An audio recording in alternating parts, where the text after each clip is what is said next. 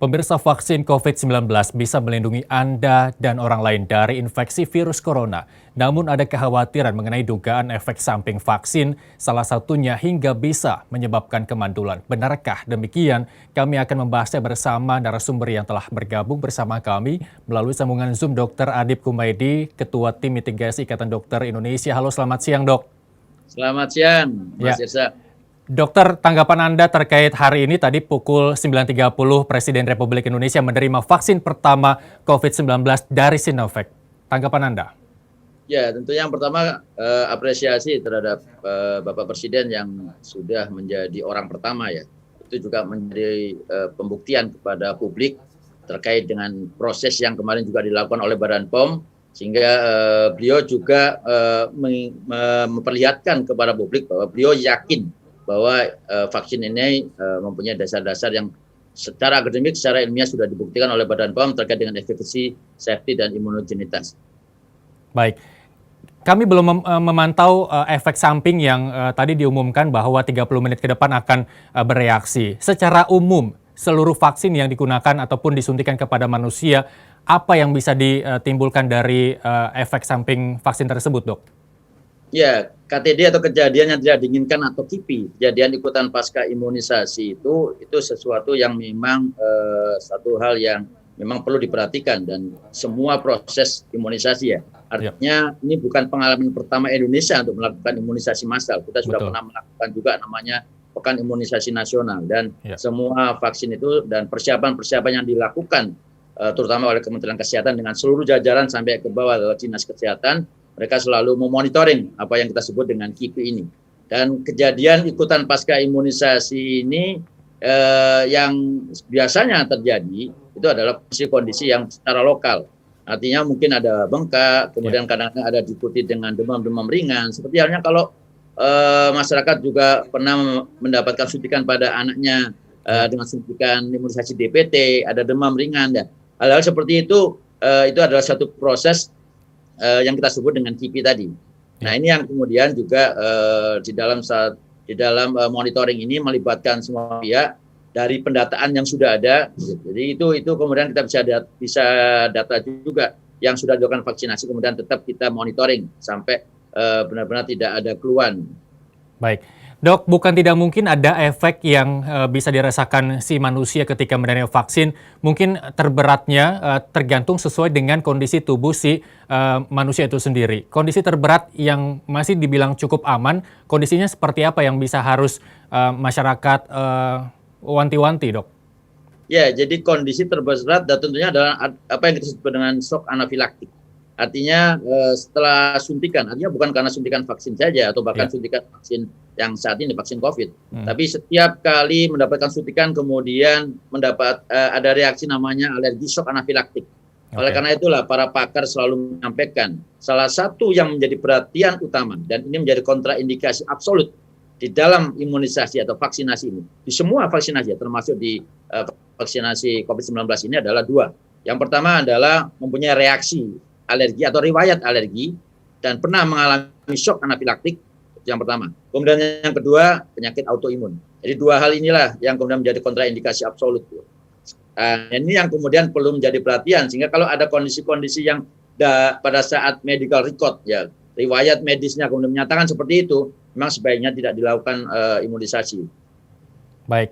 Dok, kita tahu bahwa kalau dokter mungkin menerima informasi di gedung DPR sedang ada kontroversial terkait dengan vaksinasi yang bisa dikatakan ada kemungkinan gagal karena merujuk kepada vaksin yang beberapa waktu lalu melanda Indonesia dan akhirnya berujung kepada kegagalan vaksin. Apa yang bisa Ikatan Dokter Indonesia berikan pemahaman agar mungkin masyarakat yang mendengar informasi tersebut agak sedikit tenang, Dok?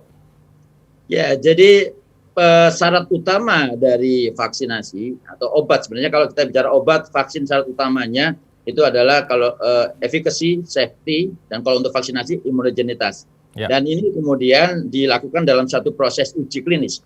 Ada uji klinis preklinisnya sendiri, praklinis, terus kemudian baik in vitro biasanya, ya terus kemudian uji klinis fase 1, fase 2, dan fase 3. Nah, fase 3 inilah yang kemudian kalau kita bicara yang saat ini, yang sudah diproses oleh Badan POM adalah CoronaVac, produk dari Sinovac ini. Ya.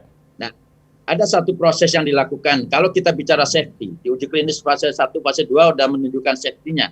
Tapi kalau kita bicara yang paling penting juga adalah efektivitasnya. Nah, efikasi inilah yang kemudian kemarin disampaikan oleh Kepala Badan POM bahwa ada 65,3%. Artinya ini menjadi satu pemahaman yang kalau berdasarkan syarat WHO harus lebih dari 50%. Ya. Tapi kalau kemudian menjadi satu pertanyaan masyarakat, kenapa 65,3% yang dipilih? Padahal ada yang lebih baik, yang 90% dan sebagainya. Betul. Dan kita tahu data yang kemudian dipakai oleh Badan POM itu bukan hanya data 65,3% yang sudah dilakukan dari Bandung, antara Bio Farma dan FK Unpad. Gitu. Itu data tambahan sebagai interim analysis gitu, dari jumlah sampel yang belum semuanya yang kemudian dilaporkan. Artinya proses final report itu adalah sampai sekitar bulan Maret. Gitu.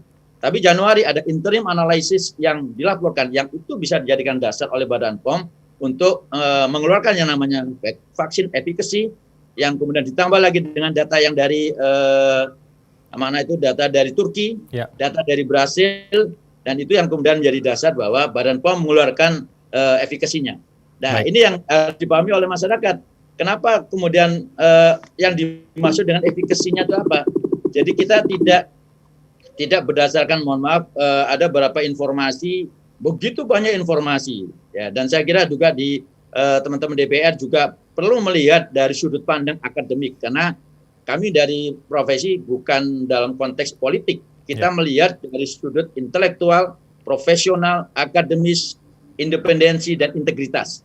Dan proses yang dilakukan oleh komite ahli yang ada di Badan POM adalah orang-orang yang sudah kita akui secara integritasnya dan idealismenya di dalam menjaga terkait dengan masalah produk-produk ini. Nah, terkait dengan vaksin efikasi inilah yang kemudian harus dipahami bahwa vaksin efikasi ini adalah kalau yang diambil dari Bandung itu diambil dari pengamatan selama 3 bulan.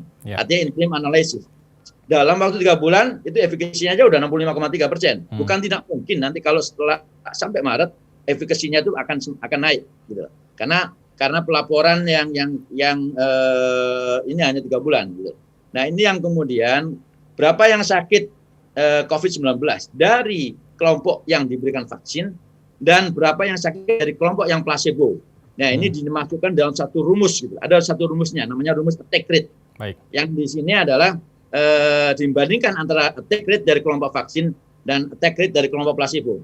Vaksin efikasi dihitung dari satu dikurangin dari relatif risknya. Relatif risknya itu adalah resiko infeksi pada yang divaksin dibagi dengan risiko infeksi yang tidak divaksin. Nah, inilah yang kemudian keluar angka 65,3%. Jadi ini dasar ilmiah yang perlu kita sampaikan kepada masyarakat. Baik, Dok, saya potong. Ketika WHO menetapkan minimal 50%, itu artinya, mungkin kalau saya salah mohon dikoreksi, bahwa 65 itu sudah lebih dari batas yang diminimalkan oleh WHO. Itu artinya bahwa 65 ini sudah dikatakan ada jaminan bahwa vaksin ini akan bekerja secara sempurna, Dok. Betul, jadi secara efektif. Dan kita tahu bahwa CoronaVac ini disuntikan 2 kali. Ya. Artinya 2 kali itu benar-benar yang disuntik harus 2 kali. Jadi yang namanya sekarang disuntik dalam jangka 14 hari harus disuntik kembali. Karena ini akan saling memperkuat. Gitu. Suntikan kedua itu akan memperkuat efikasinya. Nah, ini yang perlu harus dipahami juga. Jadi jangan kemudian suntik 1 kali terus yang keduanya nggak disuntik, jangan. Suntik yang kedua gitu. Baik, Dok, kita lihat bahwa tadi kita saksikan bersama pada pukul 9.30 Presiden sudah disuntik untuk yang pertama kalinya dan menjadi orang yang pertama di Indonesia disuntikan. Ada kejadian menarik ketika ramai di Twitter memperbincangkan dokter yang menangani Jokowi. Apakah mungkin ada setiap dokter untuk menangani orang, apalagi orang nomor 1, ada efek grogi seperti itu, Dok, untuk menyuntikan vaksinnya, dan apakah ada mungkin kekhawatiran bahwa suntikannya tidak efektif dan lain sebagainya? Apa yang bisa diinformasikan oleh Ikatan Dokter Indonesia terkait hal tersebut? Biar tidak ramai di media sosial memperbincangkannya, Dok. Ya, jadi tremor tadi yang kita lihat. Ya, ini guru kita semua ya. Dan saya kira semua orang ya. Beliau sebagai seorang profesor dan guru pun demikian apa namanya itu kondisinya ya, dengan Ya. psikologis yang dihadiri oleh massa, apalagi yang suntik ini adalah orang nomor 1 di Indonesia itu. Sama mungkin semua. Artinya saya pun kalau mamanya diperintahkan untuk itu pasti dalam kondisi yang sama. Ya. Tapi sekali lagi tremor tersebut tidak kemudian akan memberikan efek. Artinya kalau yang nggak tremor dengan yang tremor itu tadi kemudian efeknya beda, tidak sama. Karena nyuntiknya juga masuk gitu loh. Obat yang disuntikan juga masuk. Jadi itu tidak akan mengaruhi dari efek daripada suntikan yang diberikan. Baik, berapa lama Presiden menunggu untuk suntikan kedua, Dok? 14 hari. Kan kalau dari CoronaVac-nya sendiri ini adalah nanti ada suntikan kedua pada dalam jangka waktu 14 hari kemudian. Baik, harapan dari ini terakhir mungkin dari Dr. Adip Kumaydi. Ya, yang perlu saya sampaikan, vaksinasi ini adalah bukan obat. Vaksinasi ini adalah menjadi satu bagian dari pencegahan. Jadi ada rumusnya, Mas Yersa. Rumusnya utama kalau kita ingin menyelesaikan pandemi COVID itu adalah 5M plus PDJ plus 3T plus vaksinasi. 5M-nya menjaga jarak, mencuci tangan, memakai masker, mengurangi mobilitas yang tidak perlu, dan menghindari kerumunan. PDJ adalah ventilasi, durasi, dan jarak. 3T adalah program pemerintah, testing, tracing, treatment, ditambah vaksinasi. Kalau rumus ini semua dilakukan, insya Allah kita akan bisa menyelesaikan pandemi COVID di Indonesia. Baik, luar biasa harapan masyarakat Indonesia bahwa Indonesia terbebas dari COVID-19 segera mungkin ya, Dok. Terima kasih Dr. Adip Kumaydi, Ketua Tim Mitigasi Ikatan Dokter Indonesia, bergabung bersama kami di Nusantara TV. Dan pemirsa, informasi selanjutnya dari mancanegara akan kami hadirkan untuk Anda. Tetaplah bersama kami.